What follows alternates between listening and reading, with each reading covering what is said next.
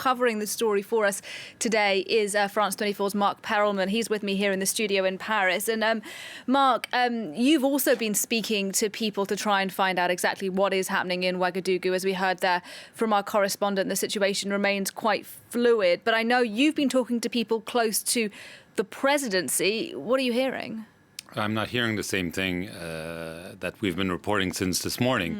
They're saying, and they keep on saying, that the president has not been detained by those behind the coup, that he is, quote unquote, in a safe place. But that he's not been arrested, but that he's obviously not free to roam around because of security concerns. And so they're warning that what is happening is not as clear-cut as we believe it to be. This might just be a nuance. He might be in a safe place, guarded by security forces, but they insist that he is not in the hands of the coup and those who are behind what we describe as the coup.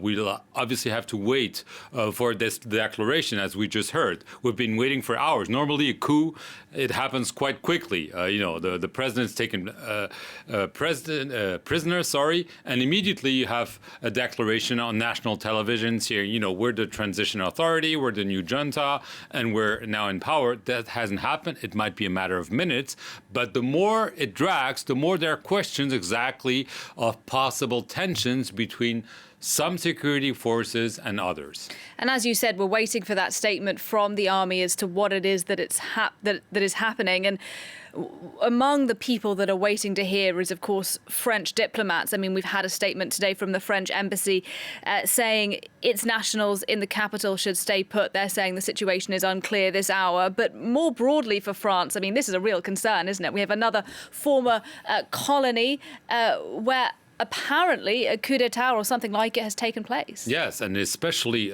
from a security standpoint, this is really bad news. I mean, Mali has been bad news. You have two coups, and now neighboring Burkina Faso also in the throes of a potential coups. This is bad news because the military, as one French minister recently told me, are supposed to fight the jihadists, but they seem to spend more time fomenting coups than actually fighting. And this is especially a problem when you've announced, like the French president has done a few months ago, that there would be a drawback of French forces supposed to hand the baton to those very forces now scheming coups. And so this is really a major security problem for the French in the Sahel region. And this will put pressure on Emmanuel Macron as we enter the presidential race, because the opposition is going to ask questions. What exactly are we doing in Mali? What exactly are we doing in Burkina Faso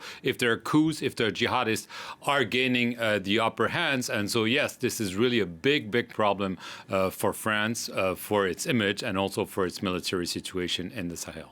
All right, Marc Perelman, thanks very much indeed for your reporting as well on this story today. More news from Burkina Faso as soon as we get it.